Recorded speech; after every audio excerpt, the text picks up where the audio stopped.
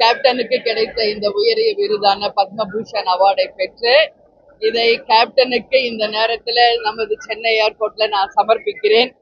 ஒட்டுமொத்த தமிழ் மக்களுக்கும், கேப்டன் மேல் அன்பு கொண்ட உலக தமிழர்களுக்கும், அனைத்து தமிழர்களுக்கும், தேசிய முற்போக்கு திராவிட கழகத்தை சேர்ந்த அனைத்து நிர்வாகிகள் தொண்டர்களுக்கு இந்த கேப்டனின் உயரிய விருதான பத்மபூஷன் அவார்டை நான் சமர்ப்பிக்கிறேன்.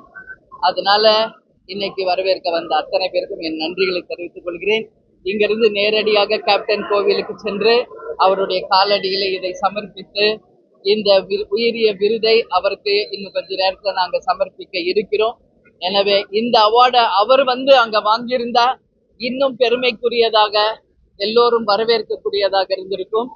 கேப்டன் இல்லாத அந்த ஒவ்வொரு நிமிடமும் எங்களுக்கு மிகப்பெரிய ஒரு மரண வேதனையை கொடுத்துக்கிட்டு இருக்கு. இருந்தாலும் அவர் சார்பாக மத்திய அரசு கொடுத்த இந்த உயரிய விருதுக்கு மத்திய அரசுக்கு என்னுடைய நன்றிகளை இந்த நேரத்தில் தெரிவித்துக் கொள்கிறேன். எனவே இந்த கேப்டனுக்கு இந்த விருதை உரித்தாக்குகிறோம். நன்றி. செய்திகளை உடனுக்குடனும் துல்லியமாகவும் தெரிந்து கொள்ள சப்ஸ்கிரைப் பண்ணுங்க.